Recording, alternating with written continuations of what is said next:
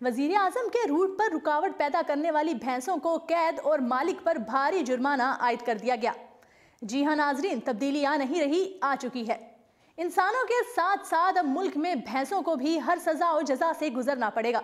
قانون سب کے لیے برابر کر دیا گیا۔ شیر اور بکری اب ایک ہی گھاٹ پر پانی پئیں گے۔ قانون کی خلاف ورزی پر بھینسوں اور دوسرے جانوروں کو بھی قید کیا جائے گا۔ پالتو جانوروں کے مالکان کو بھی دوہری سزا دی جائے گی۔ جی ناظرین، یہ تو آپ جانتے ہی ہیں کہ وزیر اعظم عمران خان کے اقتدار سنبھالتے ہی وزیر اعظم ہاؤس کی بھینسوں کو نیلام کر دیا گیا۔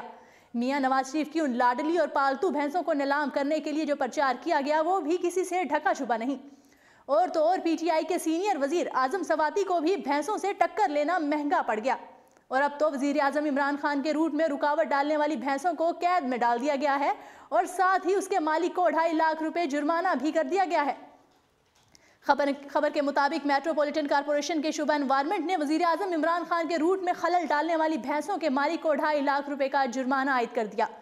گزشتہ روز انوائرمنٹ ریجنل میں تعینات فارسٹر نے بنی گالا اور نالا کرنگ کے ساتھ وزیر اعظم کے روٹ پر واقع سڑک بھینسوں کی آمد و رفت کے باعث بند ہونے کا سختی سے نوٹس لیا تھا اور موقع پر موجود 15 بھینسوں کو تحویل میں لے کر راول ڈیم سے مہلکہ مویشی پھاٹک میں بند کر دیا۔ فارسٹر نے فارسٹ رولز کی خلاف ورزی ایم سی آئی کی جانب سے لگائے گئے پودوں کو نقصان پہنچانے کی پاداش میں بھینسوں کے مالک کو 2,60,000 روپے کا خطیر جرمانہ عائد کیا۔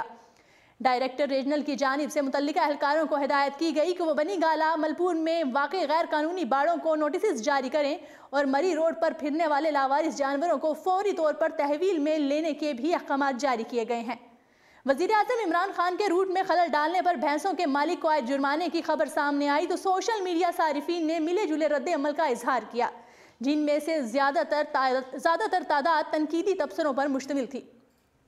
صارفین کا کہنا تھا کہ وزیر اعظم عمران خان سادگی کی بات کرتے تھے تو کیا ہوا اگر بھینسوں کی وجہ سے انہیں معمولی انتظار کرنا پڑا؟